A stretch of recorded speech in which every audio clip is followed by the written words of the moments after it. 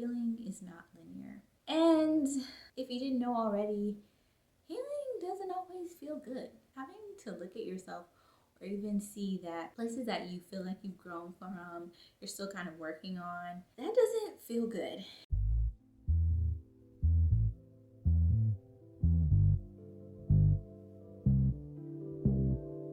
Hi, my name is Aya, and I am a recovering people pleaser. I still struggle with it today.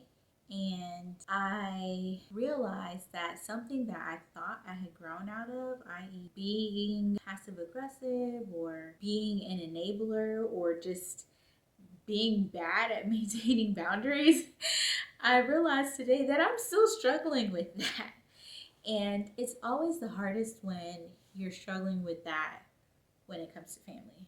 You know, a lot of the behaviors that we exhibit, a lot of the patterns in terms of our relationships that we manifest in adult life are a result of the types of dynamics we've had growing up. And so for me, people pleasing has always been one of those things, especially being the oldest child and being the good girl, the golden child, the one who's always supposed to behave, always supposed to get it right, the easy child. And at points, I wore that with a badge of honor and kind of used that to try to serve as an example, a good example to my siblings. However, it also reminded me that there is very little room for failure in my life, or at least that's how I've grown up feeling. And for that reason, you know, as a people pleaser, I'm constantly overextending myself, constantly betraying my own needs and desires in order to show up for people, in order to be liked, in order to be good. And in doing so, when you do that, for those of us who are people pleasers, you know, oftentimes you don't realize you are just internalizing your rage. And I think watching Best Man merch was a great example of that because you could see he was experiencing things in his life that would rightfully make him upset, rightfully trigger him and make him go off or, you know, yell or scream or do whatever. But instead, he would just try to handle it the right way.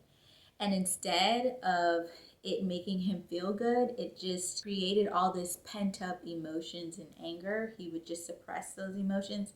And he ended up finding an outlet like MMA or boxing or whatever to release it. It wasn't the healthiest of ways, but that's how he ended up, you know, getting it all out. And for some of us, it's not finding something like a sport or an extracurricular activity. Sometimes it's just eating it to the point where you do become super passive aggressive to people and they're like, why is this person so moody? Or it could look like having a moment where you have like an emotional breakdown. And once again, people are like, where is this coming from?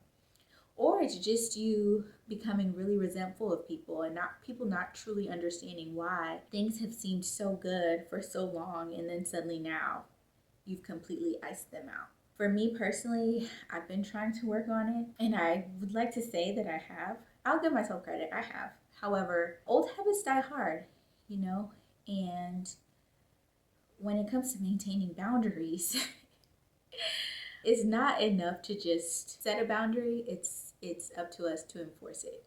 And so today I had a moment because I realized I've been setting boundaries, but I've been doing a really shitty job of enforcing them. It also reminded me that it's like a two-way street, right? You can't you can't set a boundary and then someone ignores that boundary and then I don't want to use the word because, you know, for anyone else going through this, I don't want you to feel like I'm shitting on your experience or invalidating your feelings. But what I want to say is you can't set a boundary and then fail to enforce it when someone crosses that boundary or ignores the boundary, and then say you're a victim. Yeah, I'm just gonna say it. Yeah, you can't do that, right? Because it takes two. You set a boundary, and it's just as important to enforce it. So if someone crosses that boundary, it's important for you to reinforce the boundary, to say, hey, I've already explained this, and this is where I stand. But the moment you allow someone to cross a boundary and you continue and you just play into it, it's not just their fault, it's your fault too. And I think that's what put me in such a shitty mood today.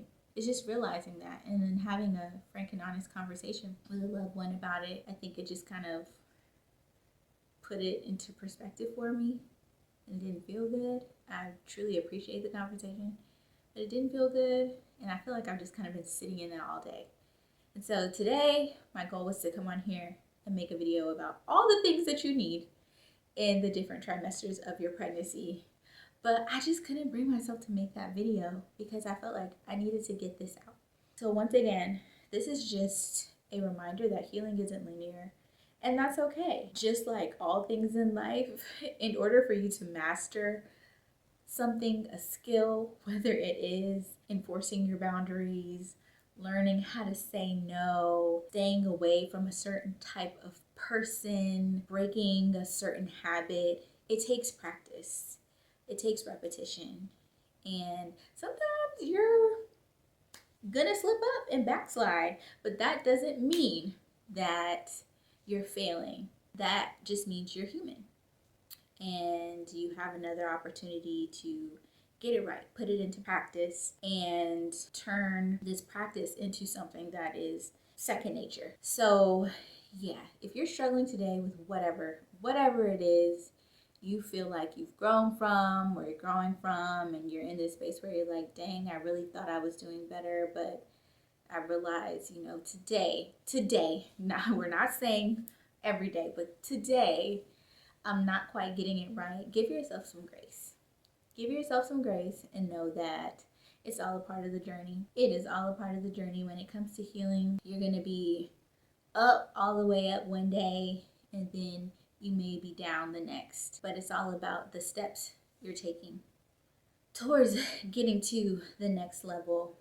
And in due time, you will master that thing that you're trying to overcome, or that new practice or new habit or new mindset. You're still evolving, even if you have a misstep here or there. I hope this helps someone. I'm feeling a little better. I think I'm gonna go and take a bath after this and just unwind and relax. And then also I think I have to consider that I'm pregnant, so I'm probably a little more in my feels, which I haven't really been experiencing that, but maybe now that I'm in my third trimester, I'm gonna become a little bit more more emo. But yeah, I'm just gonna go and relax and indulge in a little bit of self-care. I hope you do the same. And yeah, just know that you're doing just fine. You're doing great. And if you're having a day like mine, you're not alone. So I love you. Hope you have an amazing rest of your day, start to your day, end of your day, and I will see you in the next video. Bye.